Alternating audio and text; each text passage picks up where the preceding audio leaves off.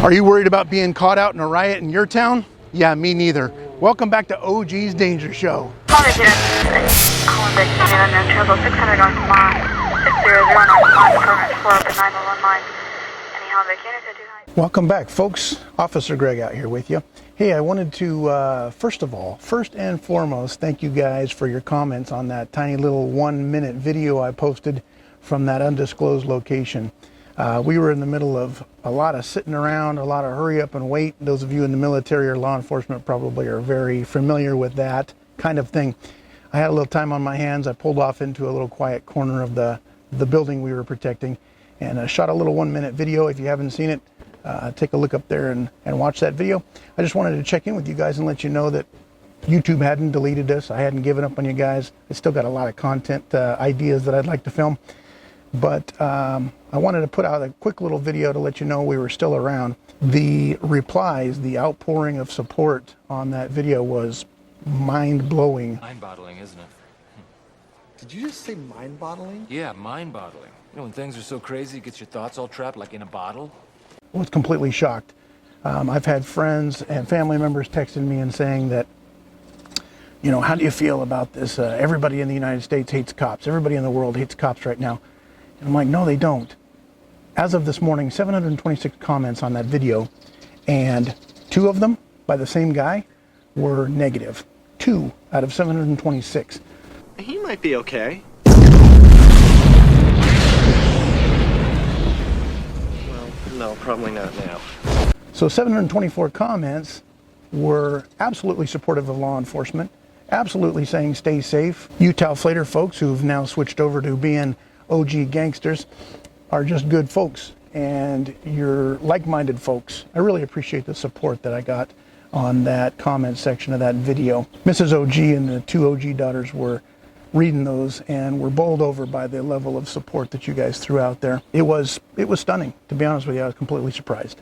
I didn't expect you guys to be hating cops. You probably wouldn't tune into a channel run by a police officer, but at the same time, there's a lot of people out there right now who believe that all cops are in some way, even a tiny bit, dirty in some way. And I'll tell you that most of the people that I work with, and I've been in this job for over 20 years, most of them are very hardworking people. They strive to go out there every single day and actually help people.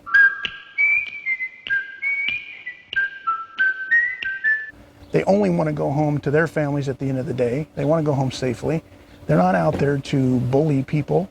In fact, a lot of us got into this line of work because we hate bullies. We absolutely denounce the actions of the Minnesota police officer. I'm not going to get too much into politics, but I just want to express my thanks, also coming from Mrs. OG and the 2 OG daughters who read all those comments and knew that you guys were behind us the whole time and that we have a lot of support out there, not just the crap you hear on the news about how everybody hates cops. So I want to thank you guys first and foremost.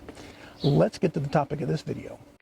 So I had a lot of time to sit there and think about what a person should do if they were to drive down their city streets, the streets in their town, and all of a sudden come across a riot in progress. Now there's a couple of things that you probably didn't pay attention to that got you into that scenario. We'll go over some of that stuff, but let's go over some tips and tricks for ways to get out of a scenario like that and keep yourself safe if you find yourself in the middle of some kind of civil unrest. As you guys are aware, I have some recent experience with this. No, I wasn't caught in the middle of a riot. I'm not on foot and not in a vehicle, but there was a lot of crazies out there. And we've all seen videos of cars full of just innocent people traveling through town who make the wrong turn and all of a sudden end up in the wrong part of town, and they're caught in the middle of a swelling riot, and all they want to do is put their car and drive and get out of there. That's admirable. Get out, protect your family. There is no reason to get in the middle of some kind of fight because you disagree or agree with people out there in that riot. So let's go over some things that are going to help you get out of that scenario. First and foremost, avoidance, right? I teach concealed carry courses here. I also teach other police officers how to shoot and some enforcement tactics. Avoiding problems is number 1, the best weapon you have right here. Avoiding problems before you get into them. If you got yourself into a problem and couldn't avoid it, yeah, now it's time to defend yourself and you might have to deploy a firearm. But if you can avoid that problem to begin with, boom, problem solved. I'm not in the place where the problem is. So I have saved myself the heartache of having to draw a firearm, get myself all wrapped up in the civil and criminal ramifications of using deadly force against someone, or even non-deadly force. If you carry a Louisville Slugger in your truck and you get out and go to whacking on some Antifa protester, there could be some problems with that depending on where you live. So let's avoid things before we even get into them. A big part of avoiding things is knowing where you're going ahead of time. If you are in an unfamiliar city or an unfamiliar part of your city and you don't know where you're going, pull up your GPS, pull up a Waze program or Google Earth or something, set in your destination, know where you're going, know how to get there, know a couple of alternative routes. If you're watching the live GPS on your phone while you're traveling and something happens, you can make a right turn and get out into a neighborhood that's not affected by that riot. I want you to pay attention to the news. I'm Ron Burgundy? I know a lot of us don't like listening to the news. It's depressing right now, especially. But paying attention to things that might be going on, whether it's through social media, you're on Facebook, you're on friggin' Snapchat or Instagram, and you're hearing about some kind of event, a protest, a riot going on, I know, don't go that way. Pick a different route down to Walmart. Avoiding that situation down there, downtown, will be much better than you getting caught up and having to go over the next several steps to get yourself out of that situation. Part of avoiding getting in trouble is to have what we call, in my line of work, a high visual horizon. This is a tactic I use every single day. This is a tactic all of us police officers were trained with for driving. Having your eyes 3 or 4 blocks down the road, paying attention to what's going on far, far away from you so you don't even end up down there. You've got some avenues of escape, as opposed to watching the street right in front of your vehicle and then all of a sudden, oh no, somebody pops out of an alley and you're surrounded by rioters and looters, and the next thing you know, you're the victim of their outrage. So having your eyes down the road, whether if you're out in open ground, you should have your eyes half a mile down the roadway. If you're in the city, have your eyes 3 or 4 blocks down the road. The magic about that is that putting your eyes 3 or 4 blocks down the street automatically means you can still see what's between you and that high visual horizon. So if something happens right in front of you while your eyes are down the street, you're still going to see it and be able to react to it.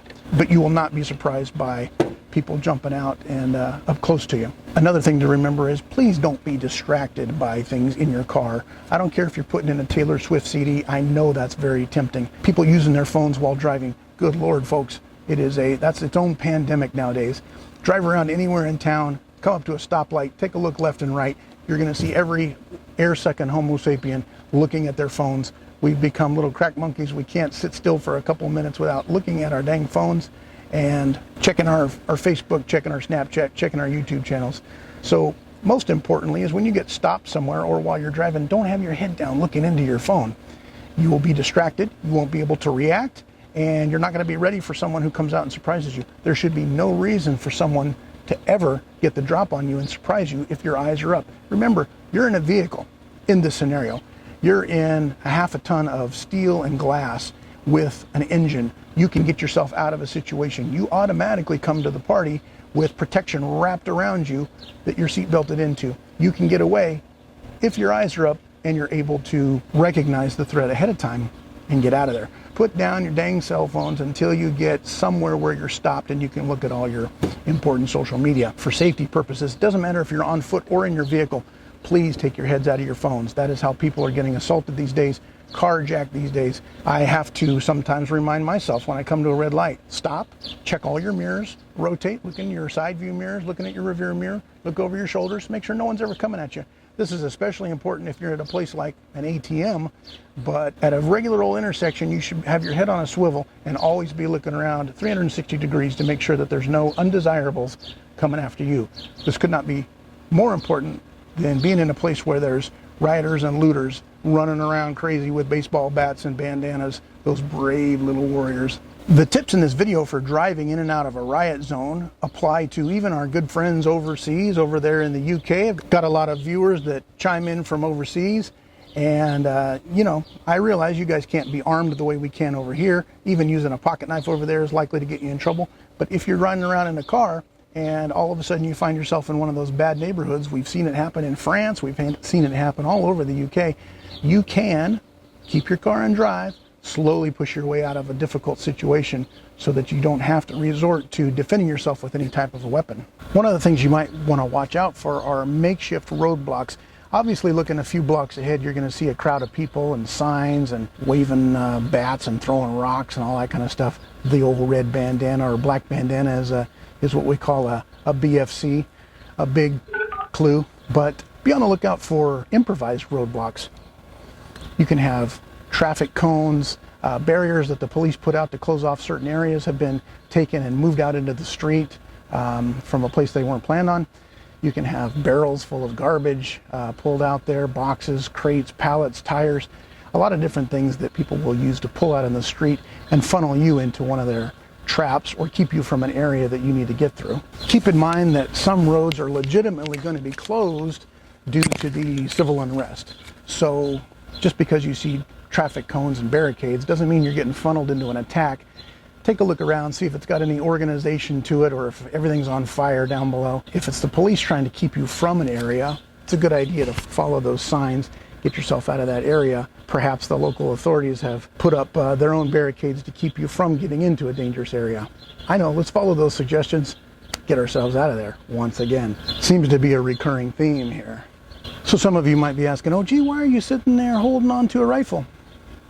I'm glad you asked. I'm holding on to a rifle because this is America, and I like rifles. This happens to be the rifle that protects the OG compound. Hey, you do you, I'll do me.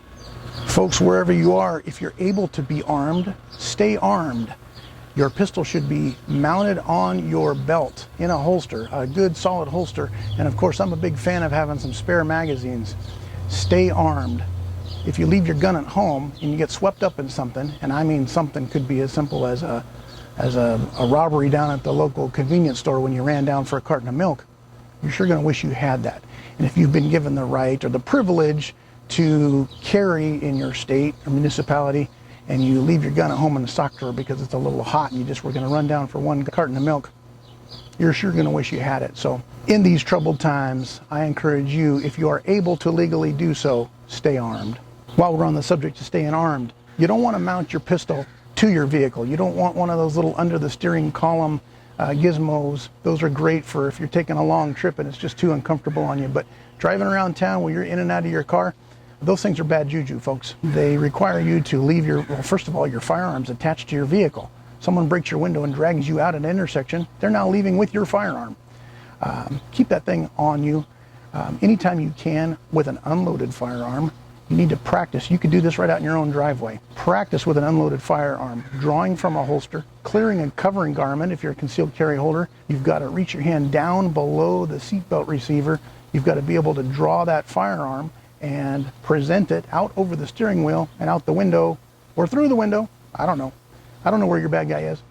But you need to practice being able to deploy that firearm. It is nowhere near as easy as drawing it from a holster and shooting at a paper target out there at the range. So make sure you do some practice and realize how difficult it's going to be to deploy your firearm off of your hip or even from an appendix inside the waistband holster should you need that thing in a split-second emergency. So I am not encouraging you to carry illegally. If circumstances dictate and you've got to take a firearm with you and there's civil unrest, what old Nut and Funny calls without rule of law, then of course, you got to take a firearm with you and you got to protect your family. There's not going to be a lot of people out there enforcing a lot of laws.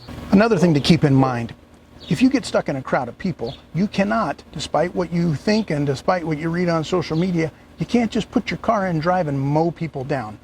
You can use your vehicle as deadly force. It's a deadly force option if deadly force is warranted. But you can't just get surrounded in a crowd of people and be scared and then all of a sudden say, well, that's it, putting my car in drive and I'm mowing them down. That might sound like a good theory, but you're going to end up in trouble later on in court, civil and criminal, if you just mow some people down because they surrounded your vehicle and they weren't yet attacking you. Now, that all changes, of course, if it's a life-threatening situation. If you get into a situation where people are trying to break your windows and breach your safety to get inside that vehicle, if they're trying to tip over your car, if they're trying to light your car on fire with you inside of it, make you a little human barbecue, then at that point you've got justification for using deadly force. Please also consult your local laws. You might not know this, but OG's no lawyer, but I will tell you that in my state, which is a pretty restrictive state here in Cal Unicornia, You can use your vehicle as deadly force if you are surrounded and someone's coming through and threatening you or your family with death or great bodily injury. The best way, of course, to get out of a crowd without mowing people down and injuring people is just put it in drive and slowly move forward. Start pushing people out of the way. Yes, we've seen videos, people become angry. They climb up on the hood of your car. Guess what, folks? As soon as you get down to the interstate, they're not going to be on there. You start building up your speed to merge into full speed traffic. So put your car in drive, slowly move forward and push your way through those people, and you will eventually be able to extract yourself from a difficult situation. Remember, your vehicle is, especially cars these days, are made out of some pretty lightweight metal and plastic and glass. So if you were to smack into somebody, there's a good chance, I see it all the time in my line of work, there's a good chance that you're going to disable your own vehicle by smacking into something. I don't care if it's a barricade or it's a human.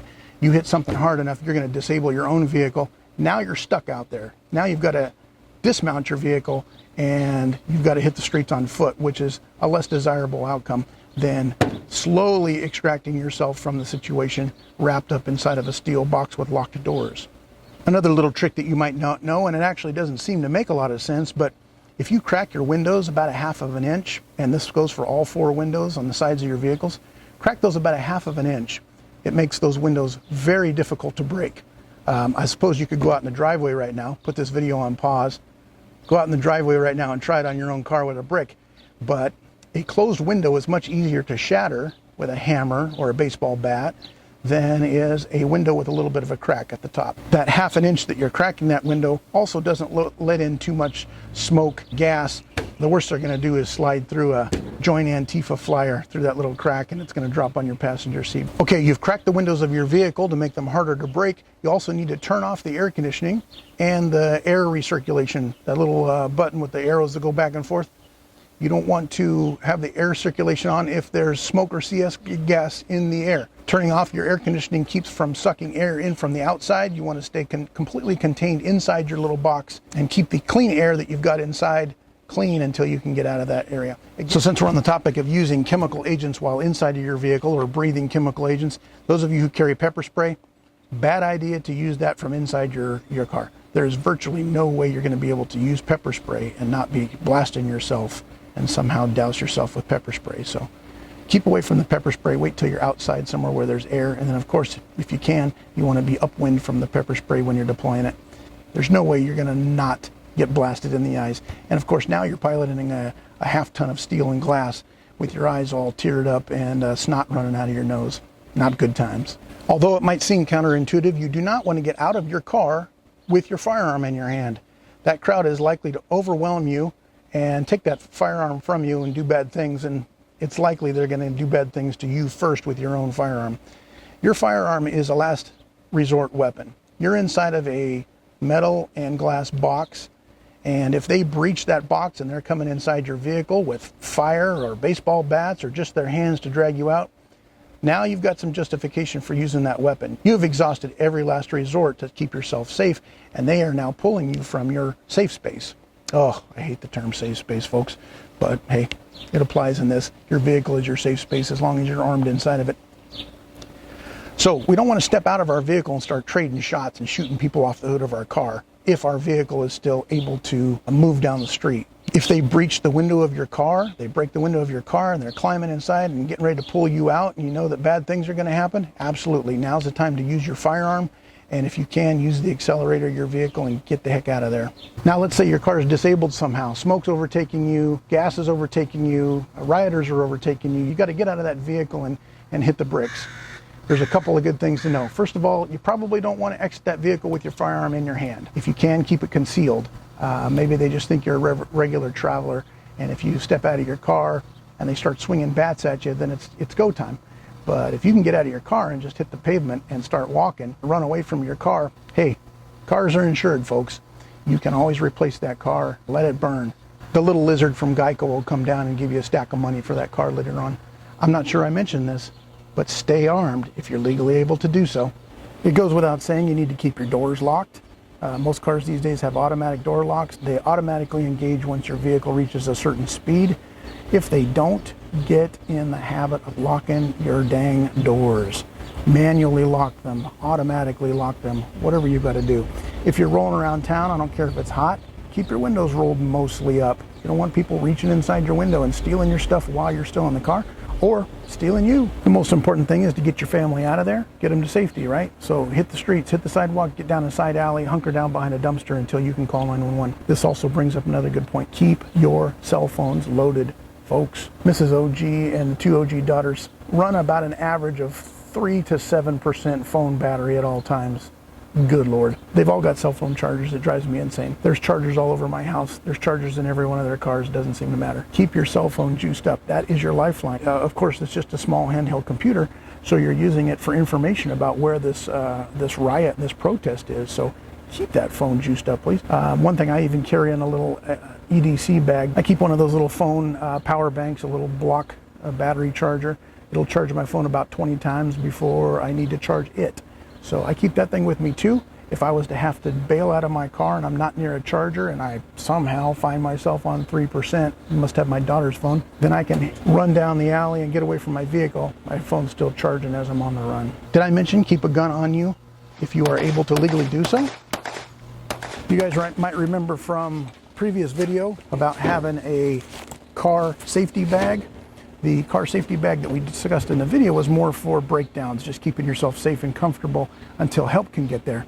However, maybe you have some items in this car safety bag that you want to keep with you. Throw this thing on your back. You can get out of there. You might, however, package a few different items in here than you did for your vehicle breakdown. Let's put that thing away. Did I mention this is a sweet rifle? And if I had to bail out of my car, I'd want this thing on me? Probably not an option. You might think about getting a couple of those cheap bandanas, tucking them in. They're always good for everyday use, but tucking them into that road backpack. If you have to get out of your car, throw that bandana up over your face, throw that backpack on your back, and you've got Antifa camouflage. You also need to have a permanently outraged scowl on your face. Everything in the world pisses you off and you want to destroy things. But with those three things, a bandana, a backpack, and a permanently outraged scowl, you'll fit right in running around with all those morons, and you'll probably be able to exfil the area without getting yourself into deeper trouble. Now, most of these tips we've covered here also go for you being on foot.